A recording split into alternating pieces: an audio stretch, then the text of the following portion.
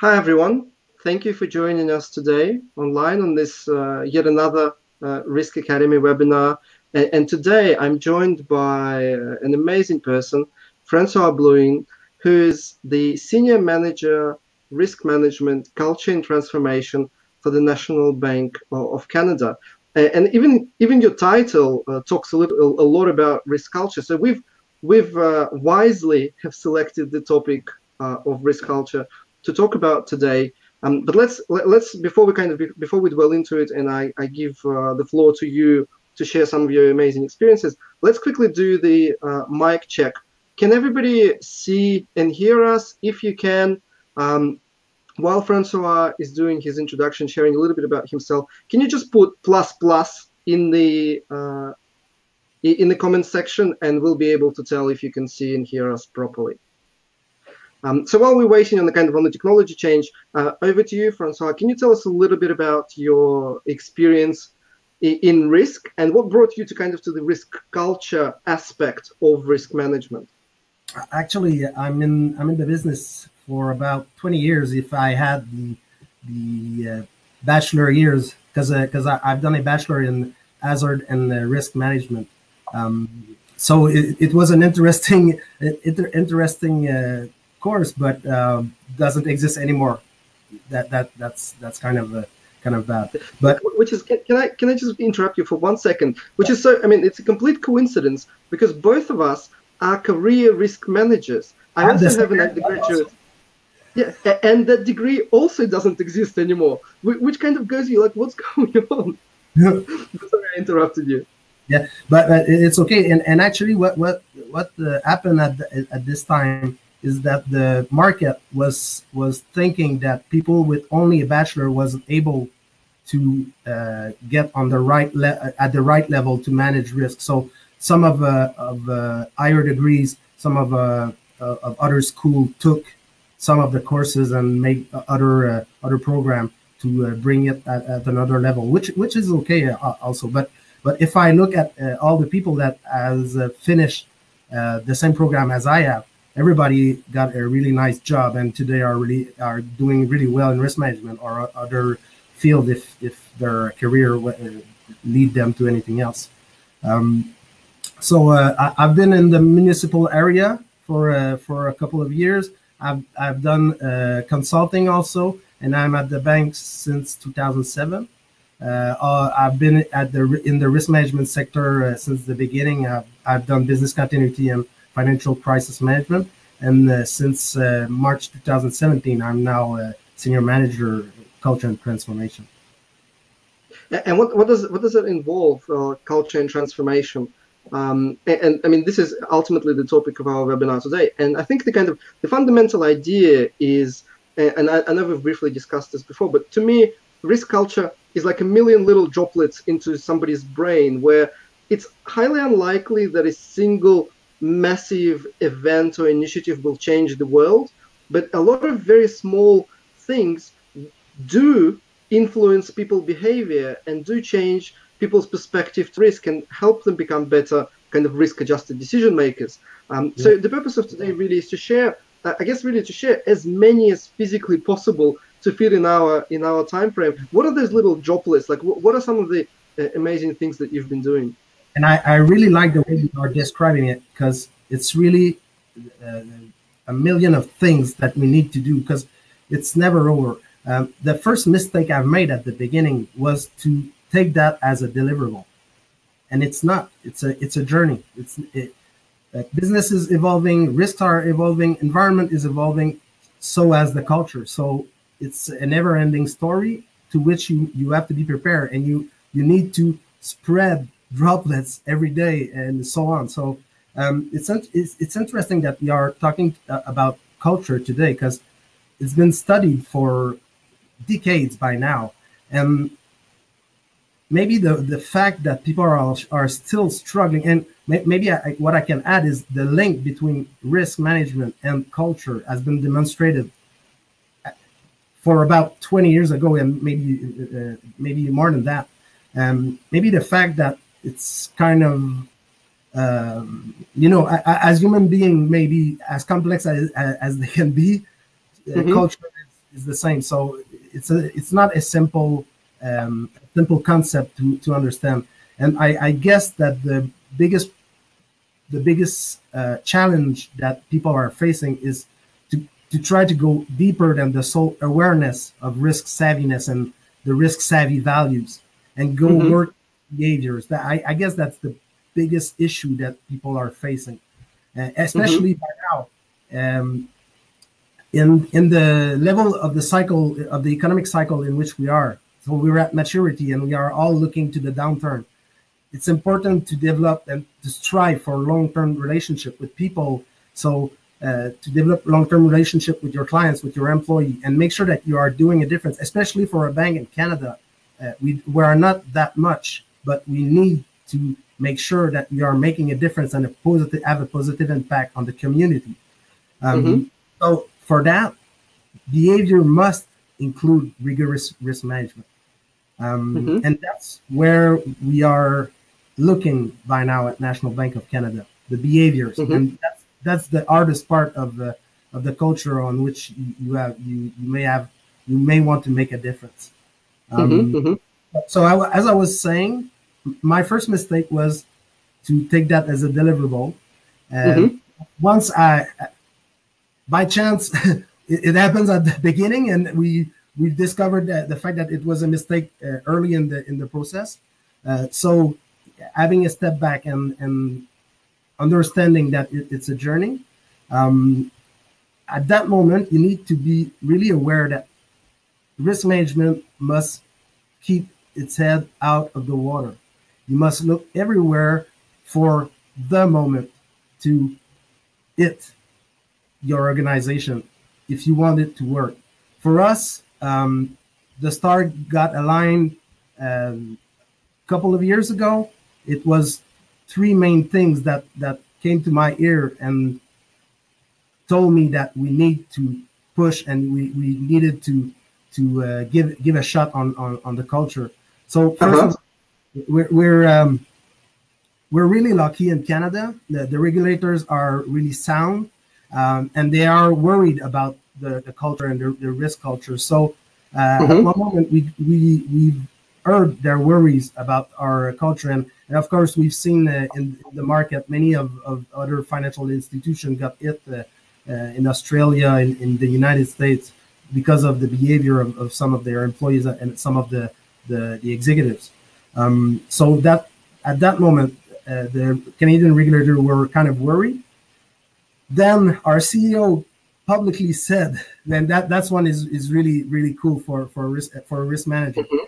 The CEO said publicly, the priorities for National Bank are people, risk, and technology, in that order. So at that point, we got a big leverage because it's public and we know that our CEO is behind us. And then we arrived to a moment that the bank got into a full transformation, and including a cultural evolution concept based on three values: agility, collaboration, and empowerment. So those three words, when they came to my ear, I told myself, that's the way risk management should work. Those are the values that we should embrace. And at that moment, we've decided that we shouldn't explore the risk culture concept. We shouldn't come with a new thing for risk, by risk, but instead we should embrace the bank's cultural evolution and make sure that risk management is integrated within. Which, if I may just stop you for a second. First of all, thank you. Once the foundation has kind of been set and is ready, you decided to jump on the train, and that to me is a very valuable lesson in making kind of this change or embedding or building up on that risk culture journey. The key lesson for me was exactly the same as it was for you. Always jump on somebody else's train. Whenever things are happening, make sure risk is there to be a small part of it.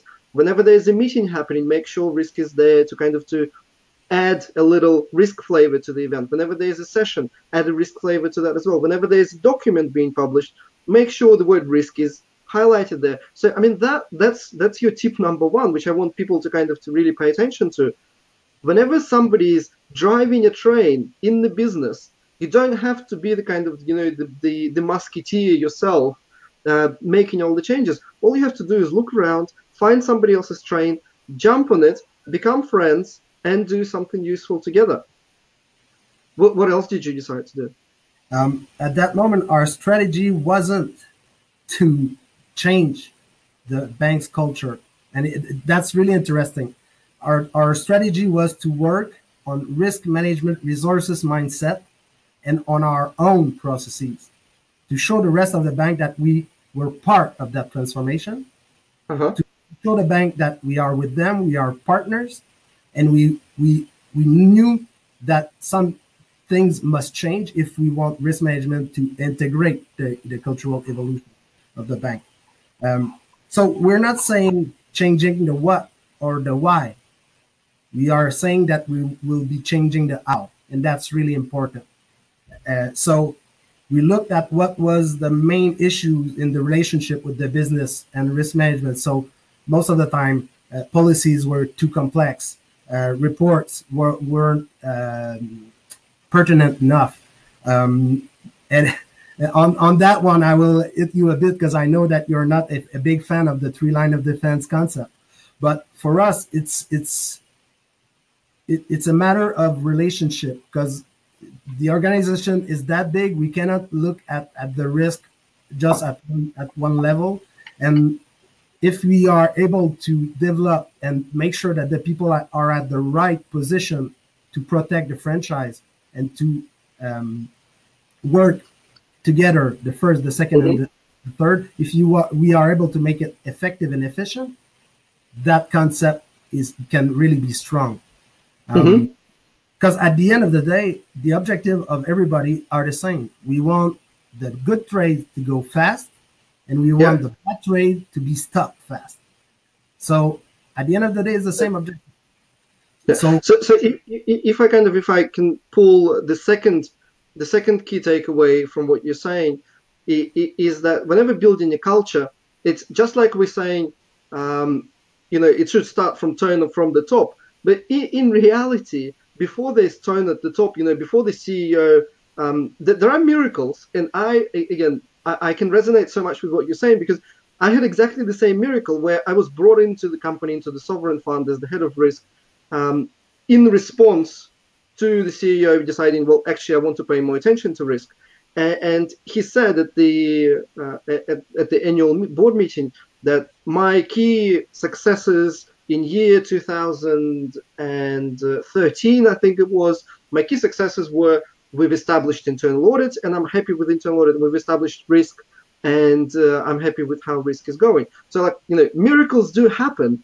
But I think the key takeaway is, rather than wait for the CEO to grow up, to say all those amazing things at the top, it should really start with the risk team themselves, and them kind of showing the behaviors that you want the rest of the organization do. So the second key takeaway is, which is kind of cheesy and obvious, but lead by example.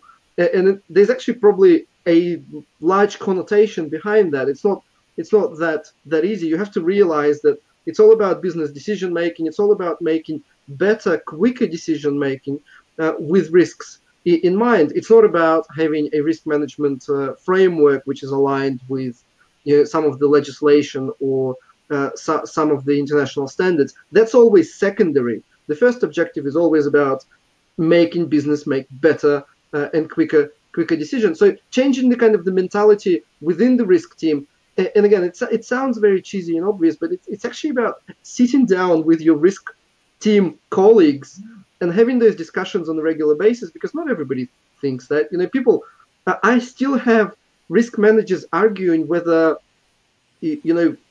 risk matrices, when we were doing them 10 years ago, whether they should be 5 or 4, columns. And I'm going like, why are you even discussing this? Who gives a shit? Who cares? There are other more important things. So the second key takeaway is, really change the kind of the mentality of the risk team first, and then start driving it to the rest of the business. Look So at those. what else?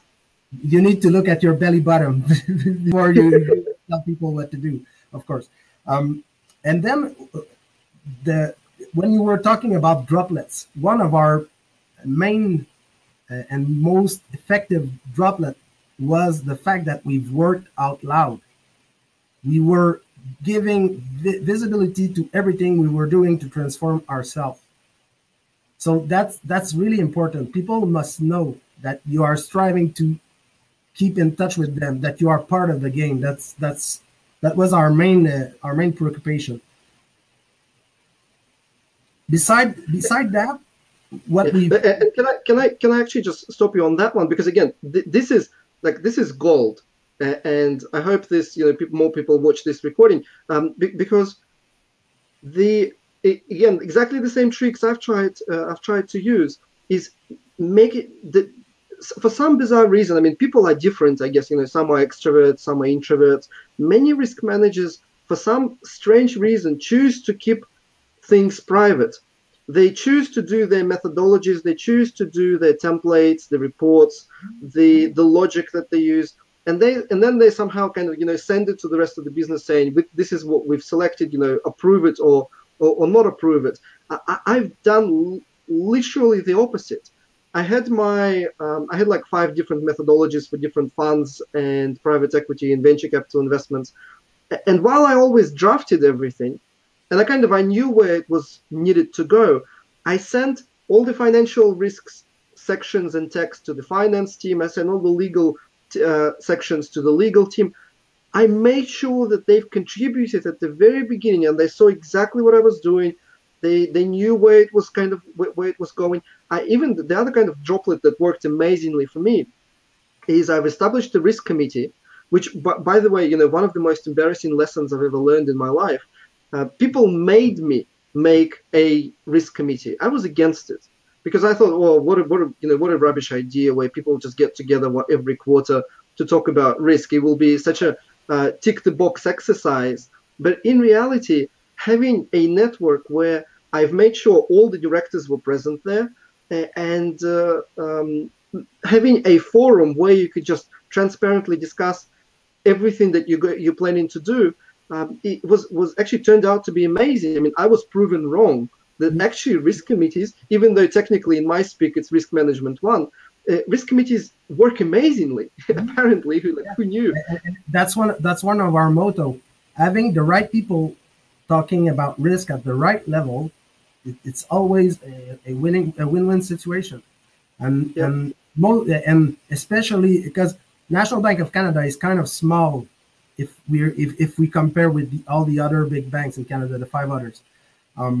But one thing that's really interesting about us is that the National Bank is a people bank.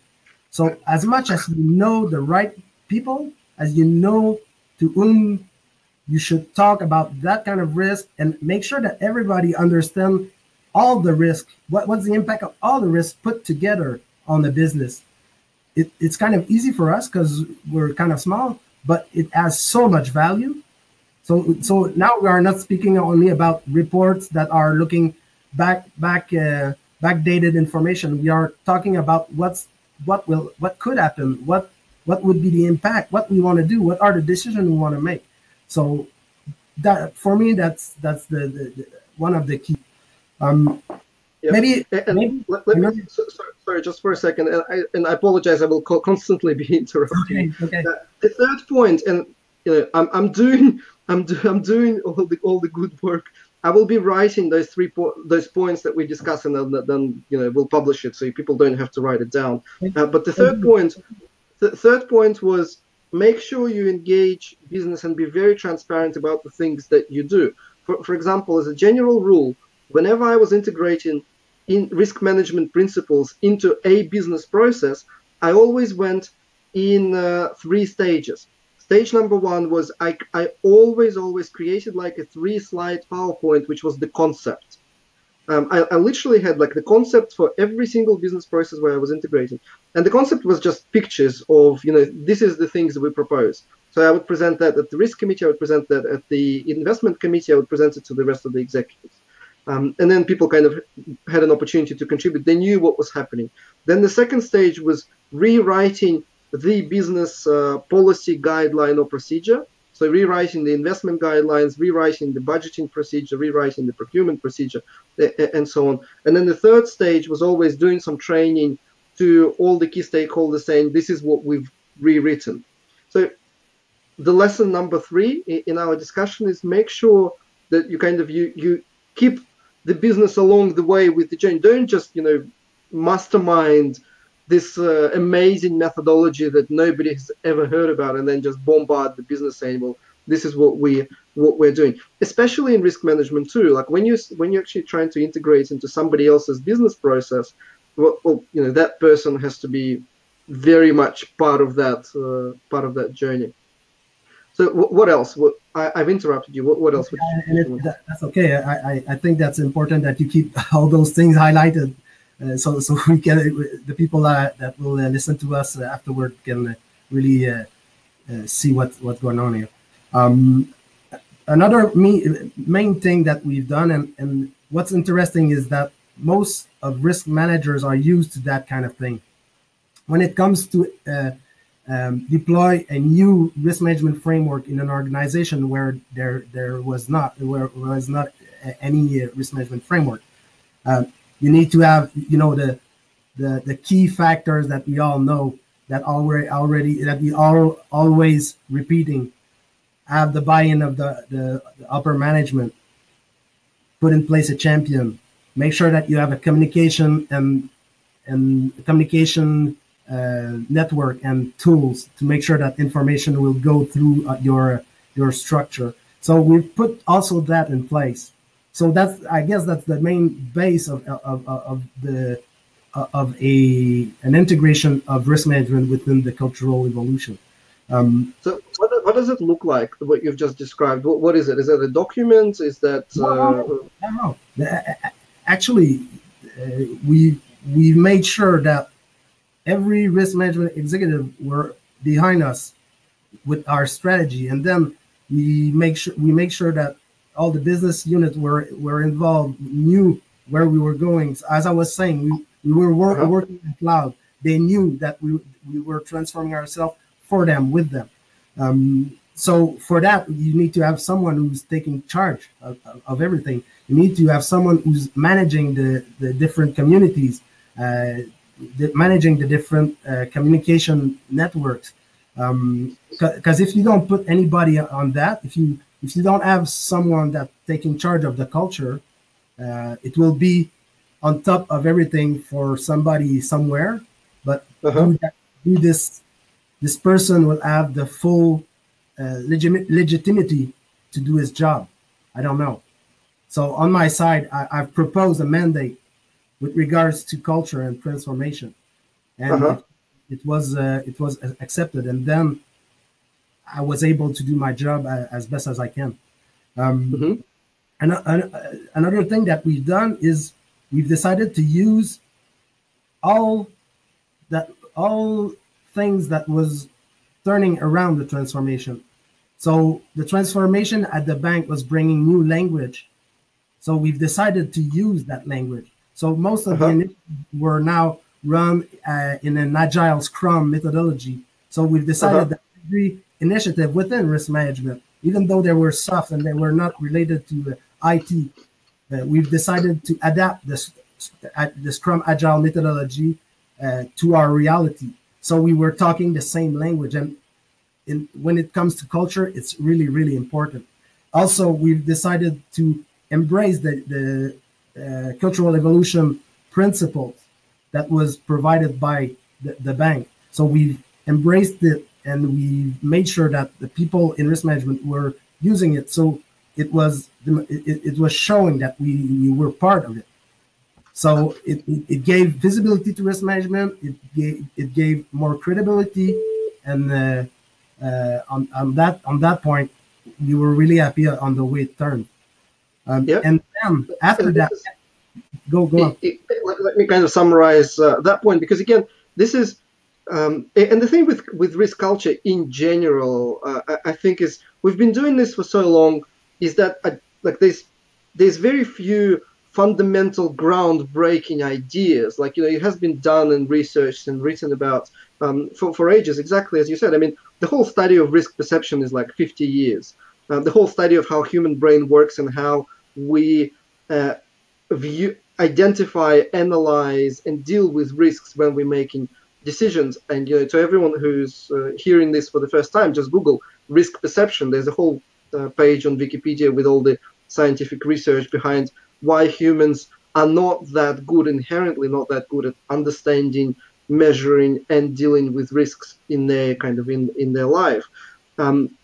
So this point also sounds so obvious and so simple, but yet it's actually like this is a whole revolution in the traditional risk management approach, because basically what you've said is exactly the same what literally any article on risk culture would say. You said speak the business language.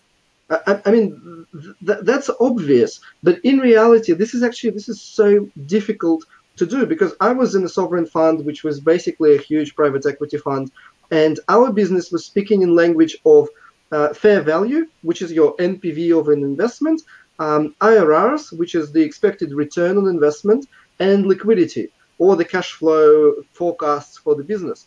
So we've obviously embraced the messages, speak the business language. That means talking about risks is not going to work.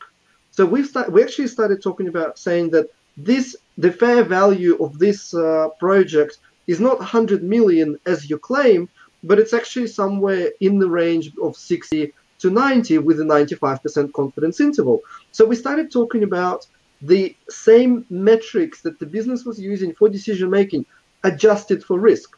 Or for example, they were saying, expected return on this project is 15%. We were saying, well, it may be 15%, but only 5% of the time. 95% of the time, it will be lower than the 15% that you claim.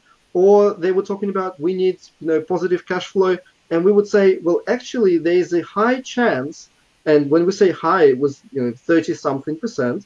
There's a high chance that in 3 years' time we will have a cash deficit.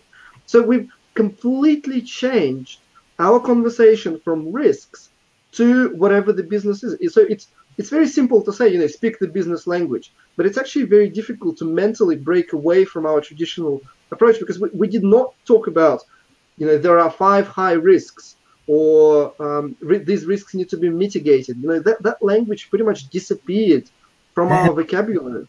I'll come to that further when I will talk about another of your big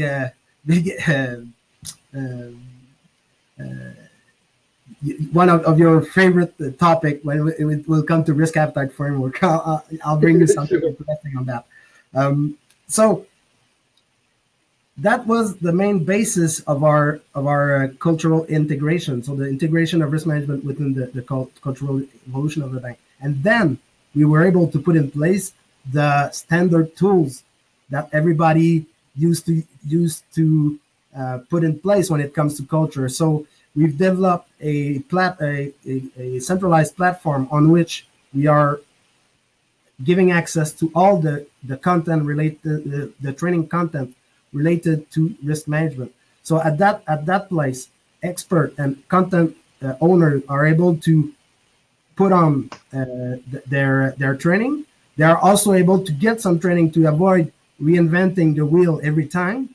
And on the other side, the user are able to have access by a different way of searching. Let's say I'm in that sector, which risk training I should take. I'm on the second line of defense, which training I should see. I'm a new employee, which risk training I should see, etc. So we've put that in place lately, and now we are striving to get more content, and those content are in different format. Some are in PowerPoint, some are linked to the central training group of the bank. So there are only linked to in-room training. Some are capsule video clips of our employees talking about risk management, videos, etc. So that platform is kind of cool because it's accessible to everybody in the bank, and the research is easy because you may see what really interesting you. The other thing is that we work on the risk appetite framework. Before we get into that, let me just summarize the previous point, because again, it was very, very important, and I just want everybody to pay attention to that. One of the little droplets in the brain that you use to reinforce and encourage risk culture is making sure that people are well aware of general risk principles. So what you have done and what I have done in my organization, I've recorded and provided all in-house risk training that we've ever done. It's always published in the intranet for the organization. Every presentation from every conference that I spoke at, all the slides were always provided on the intranet, and you just basically try to you create like this little library of risk information on the intranet and make sure it's available to anyone and staff. That again, not going to change the world, but I was actually I actually was doing it really just following the motions, because I thought, I need to do as much positive as possible.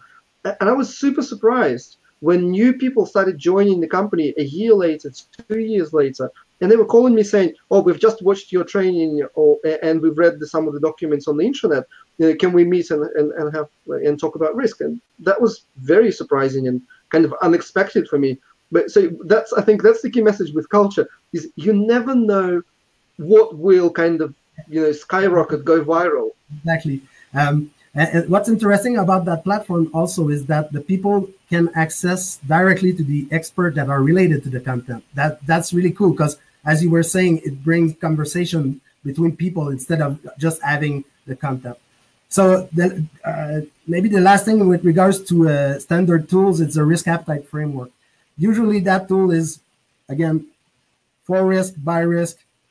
Language is different.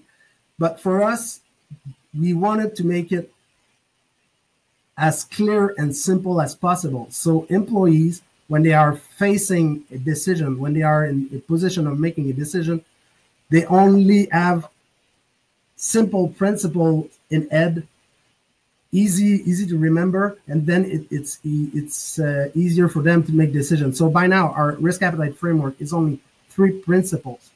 And then there are some statements that are more precise. And then also, if you want to follow it, there are some matrices that we are following. But for the employee, having those 3 principles in head, it brings some tools to make decisions. And I think that with that kind of tool, not with all the matrix that can be developed and that the simple employee doesn't understand why. I think that with a simple and clear risk appetite framework, that tool becomes really useful. So again, what are the 3 principles? Sorry? What are the 3 principles? At a high level, it's protecting the franchise, make sure that we get enough return for the risk that we are taking, and make sure that all the transformation is not done without making sure that we are doing rigorous risk management. At a high level, I won't tell you everything. Perfect. Well, what else? What are some of the other kind of droplets that actually maybe? What are some of the things that didn't work? You did it, and people just went. It's hard to say by now because I've been in my position for not more than 2 years, and as I was saying, it's a journey. But just to finish what was put in place, and that will go. It will meet your last question. At the end, you must measure where you're at. At the end, you must audit what you are doing. And what's really, really interesting that have been done at the National Bank is that since our regulators were worried about culture at large, not only risk culture, the internal audit worked on a methodology to assess culture. And since we want to be part of the game, we want to be ahead of the transformation. Yep. What best place to do a pilot than risk? So Yeah, exactly. they develop their tool and they've tested their tool with the risk management in mind. So they were testing the risk culture at that moment, and they won a prize with that tool. They won a prize on in some audit circles, and that's really cool. So then we are able to buckle up at the end. I'm not able to tell you what worked, what didn't work, because as you were saying, we need millions of droplets. Even though it doesn't work that much, Yeah. it still have an impact. At least It's difficult to say, yeah, if it does or doesn't. Like you never know. For some people, it may. You don't want negative impact, so you Yeah, need to make sure that you are aware of the perception. That you make sure that the communication are straight through. That you are always repeating the same messages and you are not incoherent in what you are saying. But by now, I'm not really able to tell you what have worked and what haven't worked. But what I can tell you, in fact, that we've surveyed all of our contributors in the bank and asked them simple question: do you think that risk management is now has now a more sound judgment? Do the partnership is better? Is our speed stopping the bad trades and letting go the good trades has improved? What about the collaboration, etc.? So we had 5 simple questions, and in a year and a half, we're at 8 out of 10 of average for all of these questions. So that's good. 80% of the people are thinking that we're on track and we are aiming for the right place. yeah, that's really good. And again, that survey was one of the droplets. It makes sense. Everything you are doing is a bit covering the culture. And now what I'm doing is I'm getting involved in many transformation initiatives throughout the bank that doesn't have any or is not that near of risk management issues, but just showing my face in those initiatives have an impact. Yeah. And let me summarize that one, because again, this is a very, very important point. I remember in 2013, there was a conference somewhere in Europe. It was called the ERM Symposium. And that was the time when I recorded my first ever video. Literally, this was the first ever video I've done, and it was obviously on the topic of risk culture. And the key message of that video was get involved. And again, sounds so obvious, but in reality, it's actually pretty hard. It means as the risk man or somebody from the risk team needs to be in all those places, all the different training sessions to help make the other business training more risk-based, reviewing the documents, changing the processes, implementing systems. Risk people need to be present, need to be involved to make sure some sort of flavor of risk is added to the overall discussion. Because, I mean, I'm a big believer in the fact that humans are not very good at comprehending and dealing with uncertainty when they make decisions. So I'm a big believer that risk managers can actually add value by being there and offering some of their methodologies. For example, today, the flavor of the month, my favorite methodology is what CIA use for making decisions, and they call it key assumption check. And this is an amazing tool, which is like a very simple table where you list all your assumptions and you try and validate how certain you are, how confident you are in those assumptions, and whether they're correlated, and so on and so on. And it kind of then automatically feeds into Monte-Carlo simulations that we do in business plans. But it's a very simple, amazing tool that helps you helps you asking 2 or 3 questions, really challenge the whole kind of perspective of people. So it's number 9 on my list.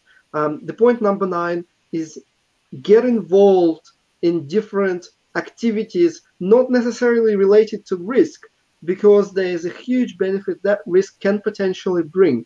And if if you can't contribute anything, then just politely step away. You don't have to be the only person in the room talking, but being present at different events, different activities, usually opens up amazing opportunities for encouraging positive risk culture. And make sure to be relevant. When you're present, you need to be relevant, and then you'll show your added value. And that's what is important. You need to show that you have added value at the end. Again, which is actually it's like that's the challenge. Like I've been battling with this idea of risk culture for so many years. It sounds so bloody simple, but it's actually not. You've just said it goes on my list. It's point number 10. Be relevant, and I've added to that, and be knowledgeable. And it sounds simple, but in reality, that means that most of the tools that risk managers are using nowadays, ranking risks in terms of likelihood and consequence, doing heat maps, doing quarterly risk reports, right, updating risk registers, none of those things can physically make you relevant. Most of those things are so irrelevant by design that there's no matter how hard you try, you're not going to be relevant to the business. To be relevant, you actually need a a lot of time spent on your own education, learning all the proper tools, like learning what does the CIA use, what does Nassim Taleb uses for making his investment decision, what people around you are using for making high stake risky decisions. And it's never high, medium, low. It's always something much more sophisticated, more advanced, and more interesting, because there's the whole research around cognitive biases and so on and so on. There's the whole research into probability theory and how we deal with uncertainty. And being relevant sounds simple, but it actually is basically doing a lot of homework for the risk managers. Anyway, at the end, when it comes to culture, it's always about people, and it's always about the fact that risk managers need to be relevant, and also it's important that all the rest of the employees are also relevant in some place, and their behavior shows that they are relevant, and their behavior, if it includes sound risk management, then you can make a difference to your community, to the people, to your clients, to your employees. And that's what is important, because at the end, you don't want a business that has a strategy that won't last, or that won't be there at the end. So that's why I guess it's really important to integrate the whole culture and not create something else that you will follow on the side. Everything must be followed. And as I see, there's one question on the right side of my computer, where people are asking, are there any indicators about the adoption of the people? And for me, and at the National Bank also, we have every year surveys on the mobilization, on the way people are feeling, what they are thinking about the organization. And those things, if you are integrating within the same value stream, within the same culture, those indicators will be kind of the same. So as much as one person is mobilized to work for your organization, you will be able to see, are you trustful? Do you trust the executive? Are the client are trusting us? Because at the end, banks are selling trust. So those are that kind of indicators in which I am interested in. Of course, we'll have also some indicators with regards to the compensation, because it's not only about spraying droplets. Sometimes it's putting in place some processes that make sure that it's aligned with the values. So if you have compensation programs that are not aligned with the values that you are trying to put in place, it won't work at the end. And I think we've just touched on maybe something that is the most interesting in this whole discussion. Whenever I do trainings on cognitive biases and risk perception and decision making, I have like 30 slides on cognitive biases, and then I have one slide which basically says, and now forget everything I've just told you, because there's one thing that overrides human behavior with it, like in a second, in a snap of the fingers, and that one thing is remuneration. And basically, not just we as humans have certain biases in our mind that prevent us from seeing certain risks, or make us misunderstand certain risks. We also have our bonus payments and our remuneration structure that very much influences how people behave and make decisions when it comes to risk. And I always, as a joke, I always ask, what's the riskiest month in the year? And for many organizations, it's December, because that's when the annual targets are calculated and people figure out whether they've met the targets and they will get the bonus for the year or not. And that's why kind of the lesson number 11, which I want people to really pay attention to, lesson number 11, as the risk professional, if you are serious about encouraging and reinforcing and building this culture, lesson number 11 is you have to know the remuneration strategy of your organization literally by heart.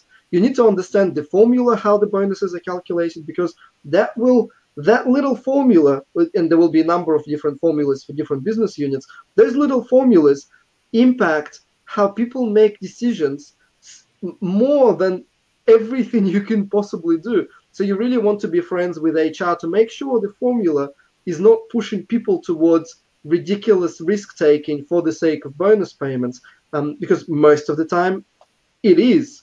I've worked through two of the largest government-based investment funds. First one was venture capital, the other one was private equity, and both of them had KPIs on a number of investments. So of course those KPIs have been met, only to discover 5 and 7 years later that those numbers were the quantity but not the quality. So now they have to deal with this, what they call legacy portfolio. They basically have to find what can they do with all those previous investments which were done to meet the KPI, but they were really, really horrible investments to begin with. They should never have been done, but people were motivated to make certain bad decisions. So point number 11, understand and work with HR to align compensation with the risk culture principle. And further than that, there's not only compensation. There's also the way you are recruiting. There's also the way you are promoting people. So all those things are important too. At the end, if you are hiring the good people that are embracing your values, embracing your culture, it will be easier at the end. Totally agree. What was the let's change subjects for a second. What was the craziest droplet that you've tried to encourage risk culture? What was the most unorthodox thing that you've done? Of course. Okay, I got something good. Our cultural transformation was, as I was saying, presenting 3 values and also 4 cultural evolution principles. And at the beginning of all that, we've put in place, when I was speaking about making sure that risk management employees have the right mindset, we put in place a squad that was responsible of making sure that was going to happen. So those people had created videos, 1-minute videos, where one girl was doing exactly the opposite of what was what we wanted to do with values or with principles. And within 1 minute, she was doing 3, 4, or 5 big mistakes, always humoristically provided. And at the end, there was always someone saying, it was always the same people. And at the end, there was the straight guy was saying, "Hey, what are you doing?" And then the girl was saying the principle or the value she was trying to show. And then people were presenting as a teacher in front of a blackboard what should have been the right behavior. And those things was so funny, so cool. They were shared everywhere throughout the bank, and it was coming from risk management. Usually is not the sector who dares to be different. And actually, that what dare to be different was our motto, was our transformation motto, dare to be different. And those videos were really, really appreciated by all the bank, by all the sector, HR, communication, and all the business units. So that was kind of crazy, having people doing humorous things on the principle, on the values, showing that we are there, we are part of the game. It was kind of crazy. That's pretty cool. That's really cool. The craziest thing I've ever done, which I've talked about before, so you may have heard that, but me and the head of internal audit decided to run an underground table tennis competition. And every Friday we would challenge units to come to our office and play with us, and we would buy pizza and drinks, and whoever lost would end up paying for the drinks, but we would always buy pizza. So that was super fun, and every week we played each department. We got whooped a couple of times by some of the business units, but we were generally winning. But the reason I'm saying that story, it was basically me and the head of internal audit made up a way to have an informal conversation with the business units for them to not feel threatened, and just have a friendly, normal relationship with people. So the reason I'm saying that is that 3 years later, the company made table tennis the official corporate sport, engaged trainers, bought equipment, and last year the company, I think, got third place in the corporate champions league, in like not a national but like a state-wide corporate champions league in table tennis, because many years earlier, me and the head of internal audit couldn't be bothered, and we were looking for a fun way to have beers and pizza with friends on Fridays. You really never know when things just go wild from your little cultural transformation. So that reminds me another thing that we've done. So the bank's transformation is run by a chief transformation officer, and they are throwing cocktails each and every week to have people come and see them. And we've asked them, can we organize one that will be held by risk management? So when we've held that cocktail, people were waiting outside of the room to come inside. There could have been a doorman because of everything we've done, every cool things we have done previously. So it was really fun to see the people interested in what we had to say. Yeah, that's really exciting. So the number 13, I wrote do cocktails, but what I really mean is make sure you participate in different fun initiatives that the company is doing, and make sure you, at any opportunity for public speaking, somebody from Risk is actually saying something valuable for the business. Yeah. Anything else? Any other ideas? Let's quickly check on our. I've run through everything we've done. Maybe I see another question with regards to the risk champion. Yeah.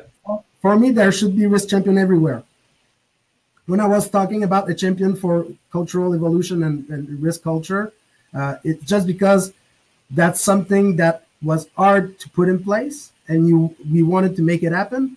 But now we want our sector and our organization to become a learning organization, and as much as possible have ambassadors everywhere.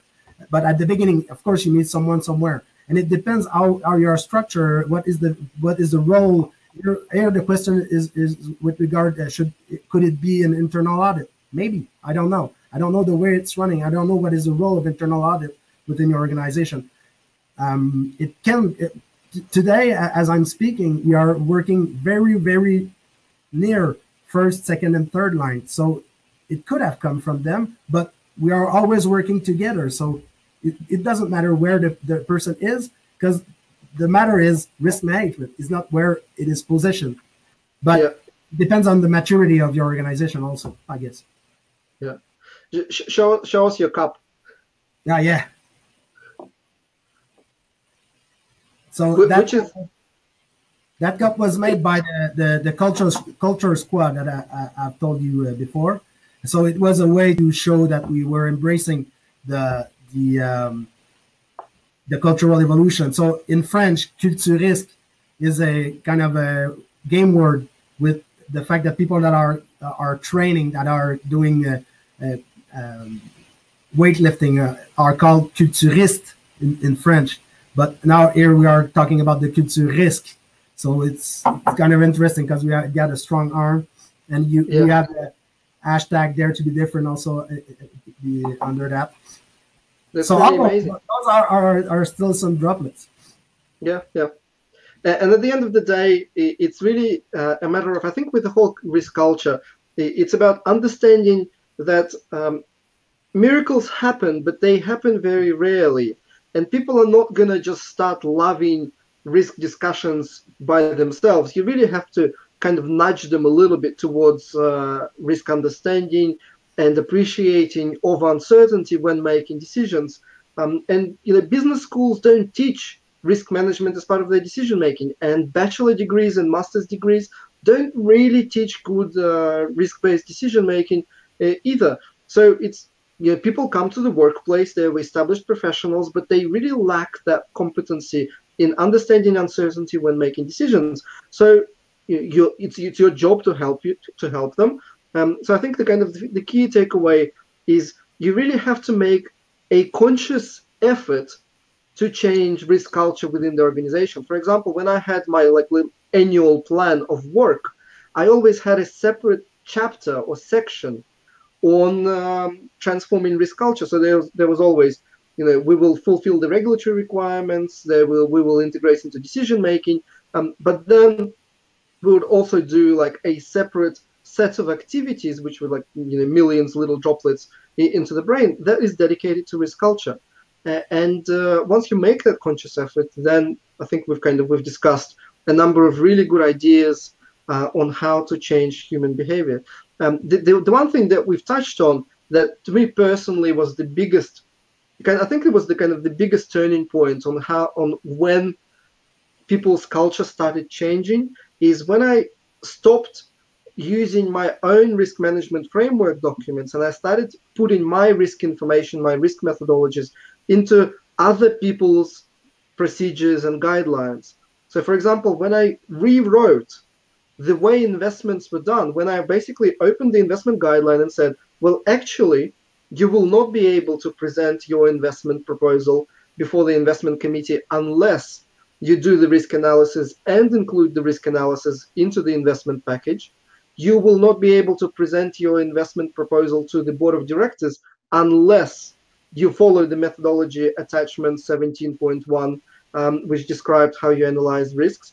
When I changed the way business processes, the decision making actually worked, people really started noticing. So that's another kind of way to embed risk culture into the organization. Is change the way they operate to make it more risk-based, and that then will people notice. And of course, I think it would be unfair to not mention that sometimes, and especially very smart executives, they very quickly catch up on that and start using risk culture to their advantage. For example, I mean, this was the highlight of my career. One of the executives, he's like COO for the sake of it.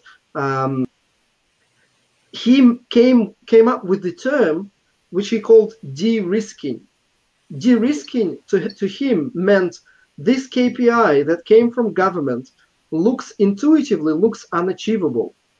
So why don't you, my dear friend, risk manager, run 10,000 10,000 scenarios using a Monte-Carlo simulation and give me, instead of one KPI which is unachievable, give me a range so I can pick which percentile I want to report back to the government, because I know that the direct calculation is too unrealistic.